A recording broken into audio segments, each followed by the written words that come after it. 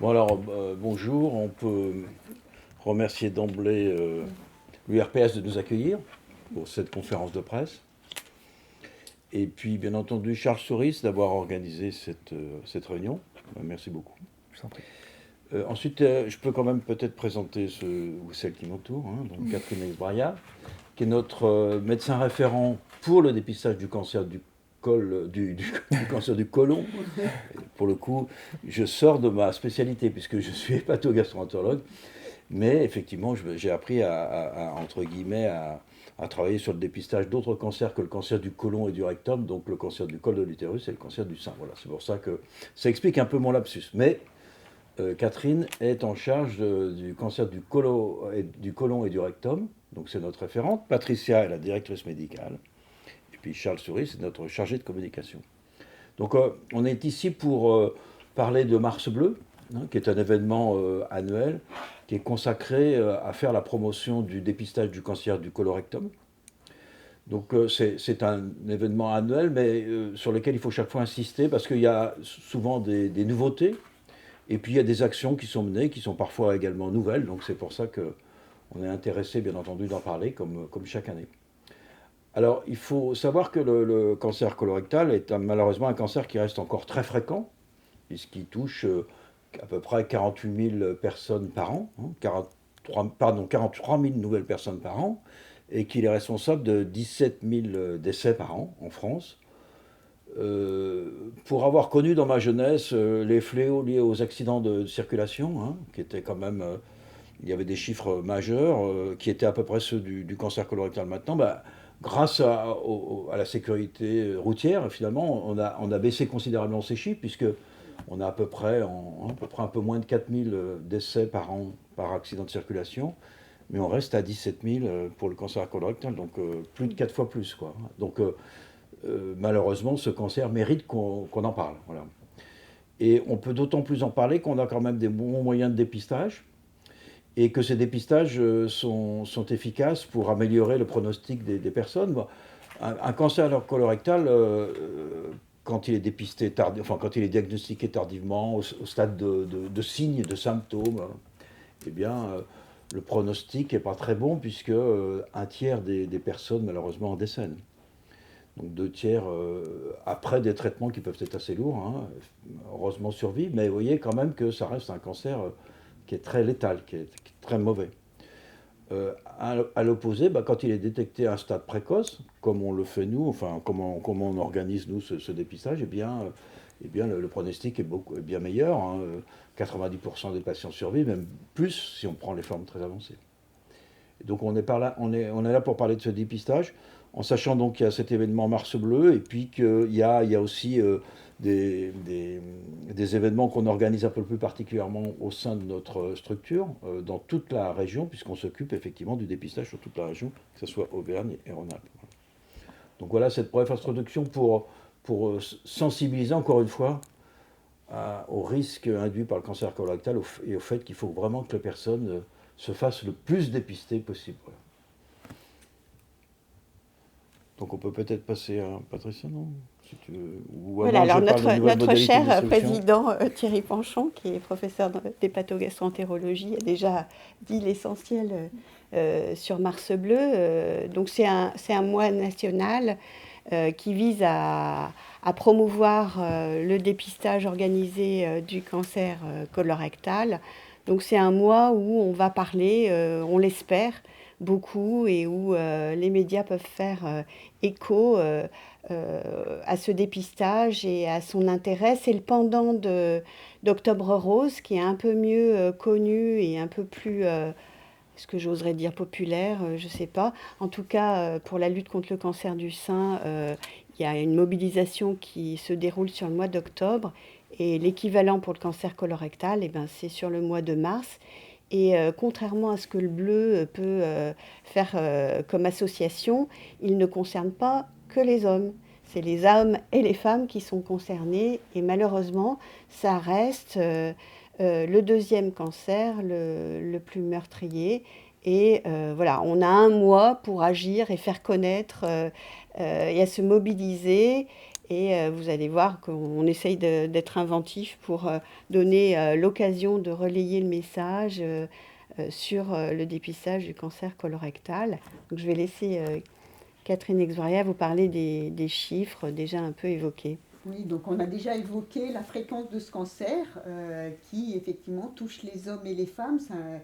C'est un cancer dont on entend effectivement moins parler que celui du sein, et pourtant il est presque aussi fréquent et en tout cas plus meurtrier que le cancer du sein. Et donc c'est pour ça que c'est important de se mobiliser pour prévenir ce cancer. En termes de prévention, évidemment, on a tout ce qui est habitude de vie, hygiène de vie avec une alimentation plus équilibrée, puis la pratique d'une activité physique. Mais là, on a un outil pour permettre de trouver des lésions précoces, qui soient des cancers à un stade précoce ou des lésions même, des polypes avant qu'ils n'évoluent en cancer. Et donc, on va pouvoir faire des traitements avec le dépistage qui vont permettre une guérison le plus souvent. Et en tout cas, dans la majeure partie des cas d'ailleurs, d'éviter l'apparition d'un cancer. Et pourtant, donc, ce dépistage pour lequel on a des résultats médicaux qui sont vraiment très probants, avec effectivement un dépistage de lésions qui sont très précoces, eh bien, il ne fait pas, il ne touche pas assez de personnes, puisque si vous voyez les chiffres de participation pour notre région, on est à 36% des personnes concernées qui réalisent ce test. Donc c'est vraiment nettement insuffisant. Les objectifs, ce serait, au niveau de l'Europe, il y a des objectifs qui ont été décrits, qui sont au moins 45%, et l'idéal, ce serait d'être au moins à 65% de participation des personnes concernées. Donc là, on voit qu'on a vraiment une marge de progression importante, et pour ça, il faut en parler. Il faut vraiment que les personnes soient convaincues de l'atout que représente pour eux la réalisation de ce test. Donc, à partir de 50 ans, ce test est à réaliser tous les 2 ans. Et il faudrait que plus de personnes dans notre région en soient convaincues. Donc, on voit qu'en Savoie, on a un petit peu plus marqué le territoire, puisqu'on est à 43%, et à l'inverse, en Ardèche, il y a encore plus de progrès à faire pour atteindre les taux recommandés.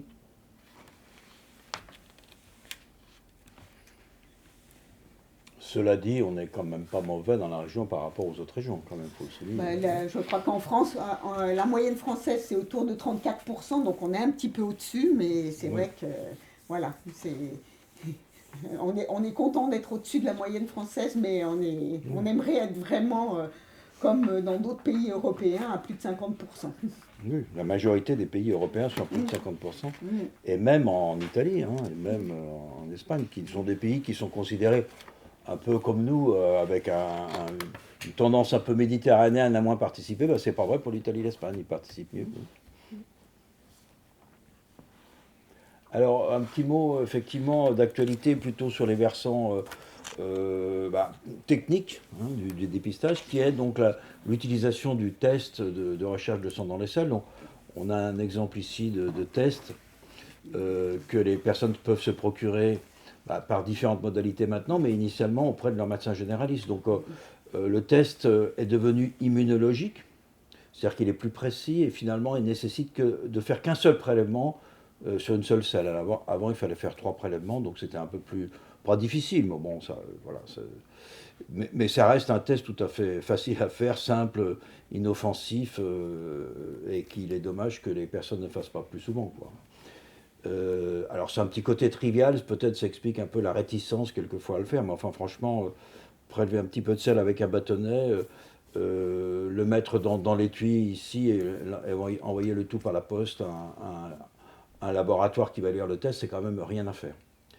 Et jusqu'à présent, enfin jusqu'à il y a peu de temps, le test était distribué, les personnes étaient invitées par la structure qu'on représente ici, la structure de dépistage des cancers, et les personnes étaient invitées à aller rechercher le test chez le médecin généraliste. Alors, en fait, on a, entre guillemets, rien contre le médecin généraliste. On est très content qu'il distribue les tests, bien entendu, mais malheureusement, toutes les personnes n'ont pas un médecin traitant. Il y a 5 millions de personnes en France qui n'ont pas de médecin traitant. La démographie des médecins traitants, évidemment, c'est facile de le rappeler, est pas très bonne. On manque de médecins généralistes. Les médecins généralistes sont débordés. Donc on peut comprendre qu'il soit difficile de passer exclusivement par le médecin généraliste et qu'il faut trouver d'autres façons de distribuer le test. Donc il a été donc mis en place actuellement 2 nouvelles modalités. Vous voyez, début 2022, on a pu commander le test en ligne, c'est-à-dire qu'il faut aller sur un site. Et sur ce site, on remplit un questionnaire pour savoir si on est éligible à la réalisation du dépistage par le test, ou sinon, peut-être dans certains cas, il vaut mieux s'orienter directement vers la coloscopie, vers l'exploration endoscopique du côlon. Donc c'est plutôt pour les personnes qui ont des manifestations, des symptômes ou des risques, un risque élevé. Mais la personne à risque moyen, si elle remplit le questionnaire de façon adéquate, elle va recevoir le test qui lui sera envoyé par l'assurance maladie. Ça, c'est la première modalité. Donc je crois qu'on a fait 25 000 tests sur la région depuis que ça a été lancé, à peu près, et 11 000 ont conduit finalement à une participation. Ensuite, la deuxième modalité nouvelle, c'est aller rechercher son test chez un pharmacien. Alors, soit parce qu'on est invité, soit même directement, on peut aller questionner son pharmacien. Alors, le pharmacien est en charge, entre guillemets, d'expliquer ce que c'est que le test, comme le médecin généraliste, et puis d'expliquer si on est éligible, effectivement, si on n'a pas réalisé d'exploration endoscopique avant, etc. Donc, à ce moment-là, il donne le test à la personne. Et ça nous a conduit à former pas mal de pharmaciens dans la région. Et je crois pour l'instant, on a formé 1300 pharmaciens à la distribution du test. Bon, c'est pas quelque chose de très difficile à vrai dire, mais il faut simplement que cette distribution s'adresse aux bonnes personnes. Et puis qu'elle soit expliquée pour que les personnes fassent le mieux possible. Voilà. Et donc on espère qu'avec ces 2 nouvelles modalités de distribution, on augmente la participation en la rendant en quelque sorte plus facile. Dans les opérations, pour alimenter Mars Bleu et pouvoir justement communiquer autour du dépistage du cancer colorectal, pour la 2e année, le CRCD-CEAURA a lancé un challenge connecté Mars Bleu. C'est un événement sportif connecté, mais qui se veut vraiment solidaire, avec une très bonne ambiance. Nous ne sommes pas dans la compétition sportive à l'état brut, où pendant 3 semaines, des équipes devront remporter le plus de points possible en réalisant un nombre de pas, en répondant à des questionnaires, à des défis. C'est vraiment dans un esprit plutôt bon enfant que ce challenge est organisé. Et les inscriptions ont commencé dès hier, et le challenge commence le 13 mars, donc il y a 15 jours avant le début du défi. Le but pour nous était de communiquer autour du DOCCA, donc du dépistage organisé du cancer colorectal, car il faut savoir que sur ces défis qui sont proposés lors du challenge connecté, beaucoup sont en lien avec le dépistage du cancer colorectal. L'objectif aussi est de promouvoir une activité physique. Donc, l'activité physique est un facteur reconnu de diminution du risque de cancer. Nous allons également nous informer sur le dépistage, et le but, c'est que les personnes sur cet événement qui est régional mais aussi départemental, parce qu'il y aura un classement départemental et régional sur toute la région, on vise vraiment toute la région Auvergne-Rhône-Alpes, du Cantal en passant par le Rhône à la Haute-Savoie, et d'avoir donc du coup ce classement à la fin. Donc, comme je vous l'ai dit, les inscriptions ont démarré hier. Le challenge débute le 13 mars prochain, et les inscriptions terminent le 1er avril, mais le challenge, lui, termine le 3 avril. Donc, ça durera 3 semaines. 3 semaines à partir du 13 mars prochain, et la première semaine d'avril, nous annoncerons les résultats. Pour ce faire, nous sommes passés par l'application Kipling, donc disponible sur Android et iPhone, et il faut renseigner le code du challenge CRCDC 23 AURA AURA. Donc n'hésitez pas à vous connecter, à télécharger l'application et à participer à ce défi amusant et connecté. Alors en plus de ce défi connecté, où il y a un challenge entre équipes et où c'est assez ludique, on a aussi en parallèle des actions qui vont se dérouler sur tout le territoire d'Auvergne-Rhône-Alpes. Et donc, vous pouvez aller consulter la liste des actions qui comprend des animations sportives, des ciné-débats, des ateliers, des conférences, des stands sur les marchés ou dans les lieux d'hospitalisation. Vous avez différents lieux possibles d'action et qui visent à rencontrer donc le public pour expliquer ce qu'est le cancer colorectal et son dépistage, comme il est simple de le pratiquer et à quel point ça peut être un bénéfice pour les personnes. Et c'est vrai pour garder le côté un peu ludique de la promotion, on a l'habitude de dire soyez votre propre héros, voilà. Faites ce test, il est simple à faire chez soi et il permet de lutter efficacement contre ce cancer.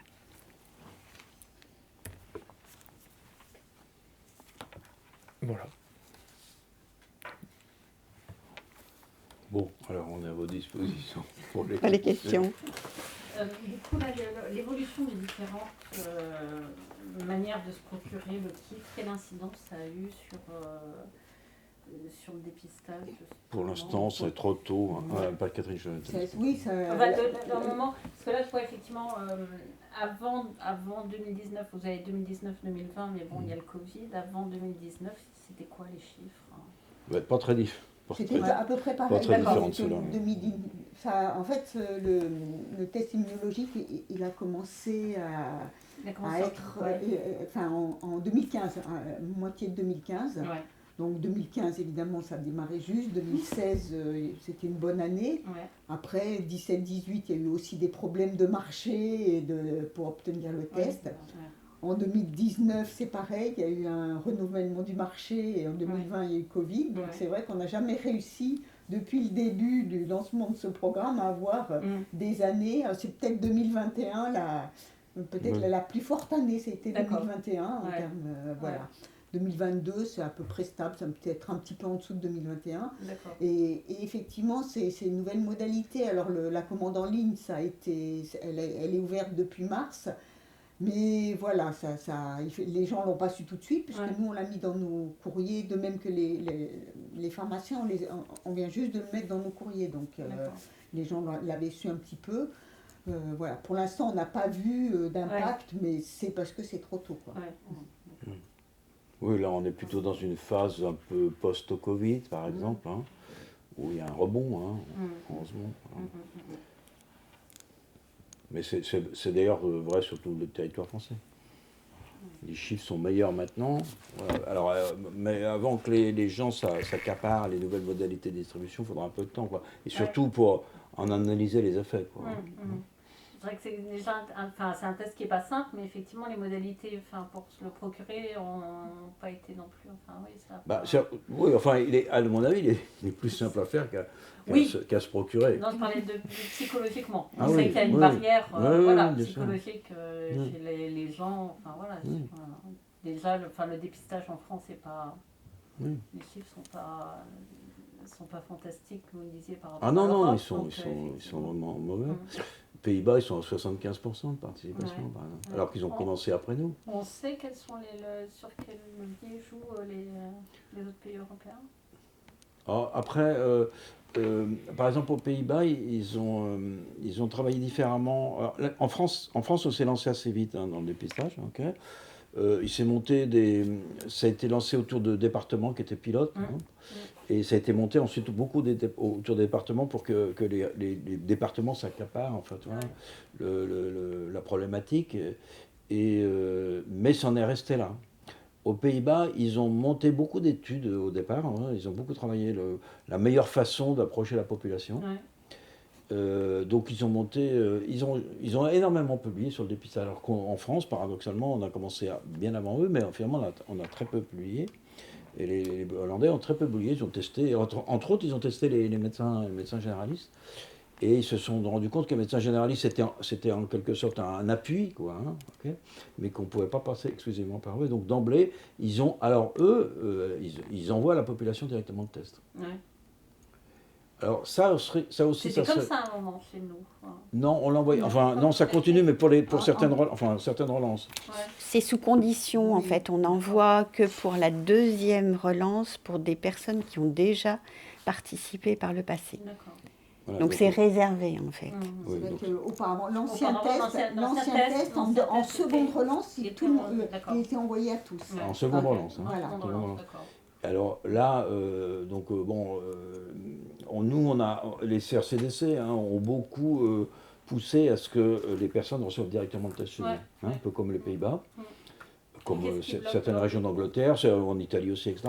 Parce que, certes, évidemment, ça représente un surcoût parce que toutes les personnes ne vont pas faire le test, mais enfin, au moins, ils reçoivent le test chez eux, ils ne sont pas obligés d'aller chercher, etc. Donc, effectivement, c'est une facilité d'accès au test. Et il a quand même été montré, même sur certaines opérations pilotes en France, et dans les autres pays, que c'est l'envoi direct du test à la population qui marche mieux. Pourquoi ça a été abandonné en France? Ça fait pour des raisons de coût, essentiellement parce qu'on n'a pas voulu, de coût.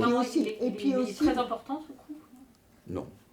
Et puis aussi, non, ça convient beaucoup de tests, oui, mais. Non, parce qu'au départ, l'option française, ça a été de s'appuyer sur les médecins généralistes, et du coup, c'était compliqué de changer complètement, de les écarter du dispositif comme ça. Donc ça peut se faire que de façon un petit peu progressive, quoi. Oui. En fait, il y a aussi eu la problématique de la seconde relance, justement, celle qui était prévue, qui produisait pas tant que ça, et je pense que ça a créé une crainte que ça ne fonctionne pas. Mais on ne sait pas. En fait, il n'y a pas eu d'études pour savoir ce que ça aurait donné en premier envoi direct dans la population française. Donc ça, on aurait aimé pouvoir en bénéficier. Et du coup, ils ont réfléchi à une alternative qui est la commande en ligne, en fait. Ouais. Mais ça suppose d'avoir le dispositif. Il y a quand même les questions de fracture numérique. Enfin bon, c'est pas tout à fait la même chose, quoi. Oui. Alors, à vrai dire, il y a eu un débat assez intense entre les structures de dépistage comme la nôtre, toutes les structures de dépistage, et par exemple l'INCa sur le sujet. Nous, on voulait plutôt que toutes les structures puissent finalement envoyer le test, plutôt sur une partie de leur population, quoi, ok, et ainsi qu'on puisse tous participer à l'évaluation, à la promotion de cette nouvelle modalité de distribution. Mais l'INCa a insisté à nouveau pour qu'on fasse une étude sur 3 structures de dépistage. Et évidemment, ça s'est lancé il y a peu de temps, donc il faudra du temps. On aura peut-être les résultats que dans 5 ans, si vous voulez. Donc, on a considéré que c'était une perte de temps compte tenu du fait que le taux de participation était mauvais. Il fallait aller plus loin, quoi, pour toucher la population. Voilà, mais donc ça a fait l'objet de beaucoup de discussions et beaucoup de débats. Bref, et c'est vrai qu'on peut, la crainte un peu que comme on a démarré il y a assez longtemps, finalement la population n'a jamais tellement adhéré, vous voyez, un peu la crainte serait que la situation est un peu plombée, quoi, parce que les gens savent et puis finalement ils font pas, quoi.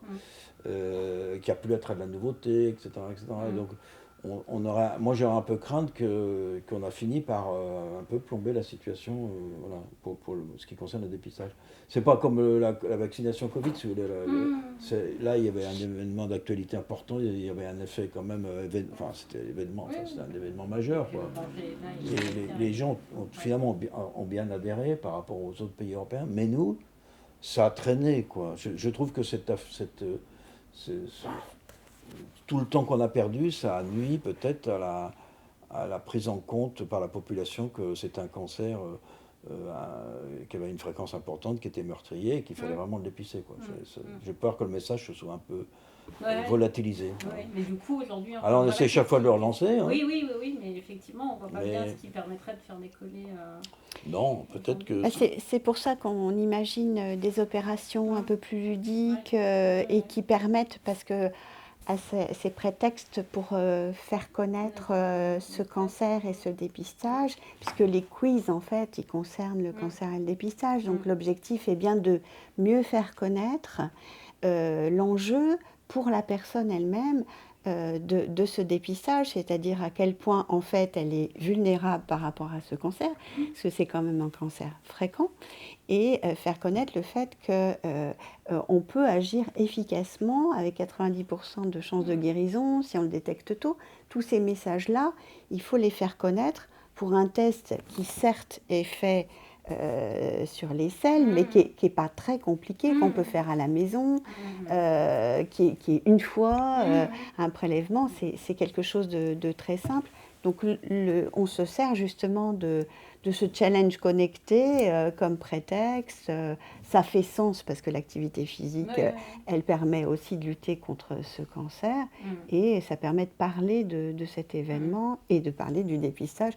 On essaye de lutter contre justement cet aspect un peu dérouté de la communication. Oui, ça manque de visibilité. Oui, et c'est peut-être un reflet de la société française, hein. Enfin, en ce sens que peut-être les personnes, nous-mêmes, bien entendu, on ne reçoit pas assez une éducation sur la santé, sur la prévention, sur le dépistage quand on est jeune, que c'est pas.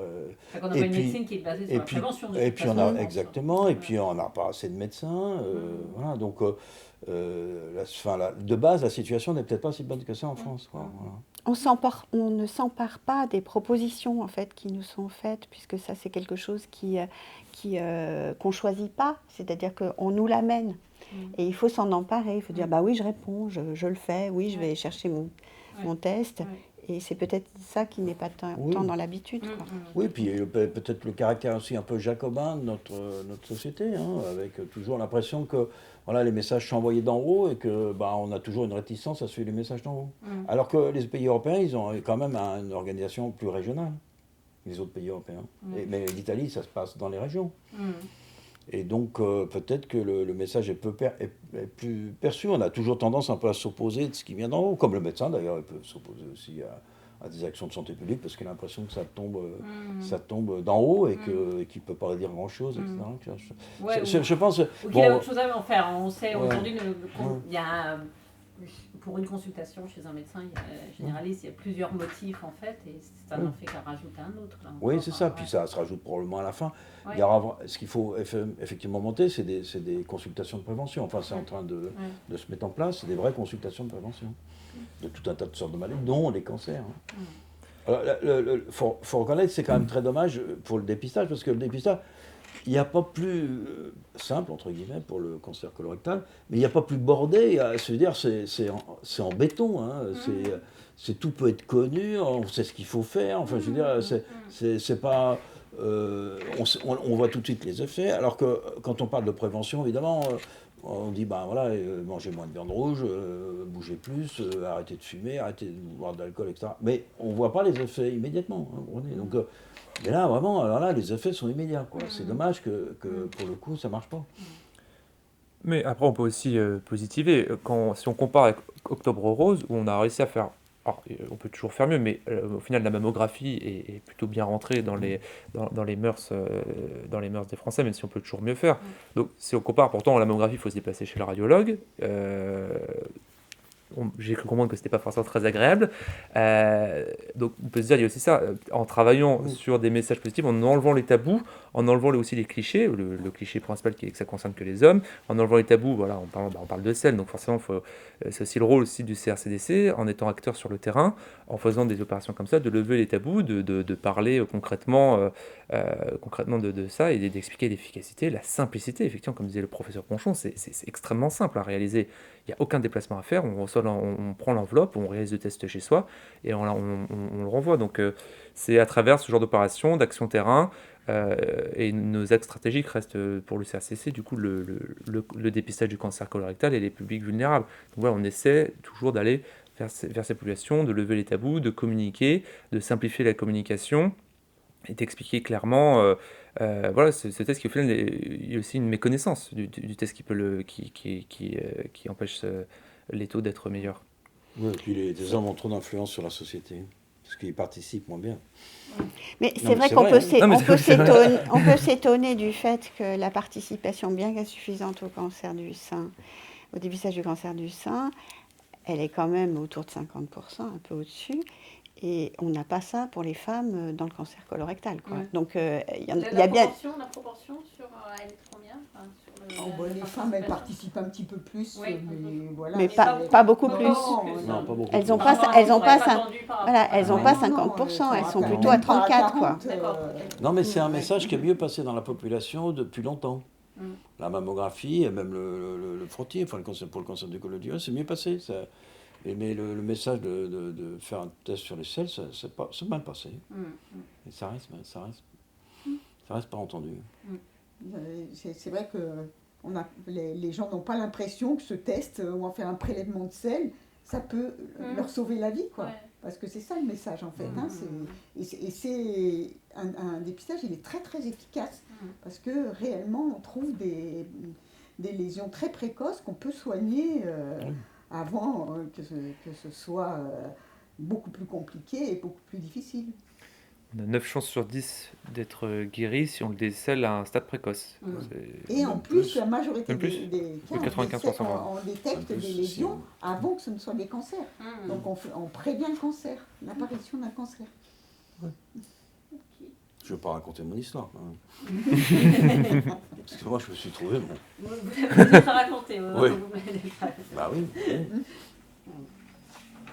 Ok. Bon. Bon, merci. Merci. Merci d'être venu.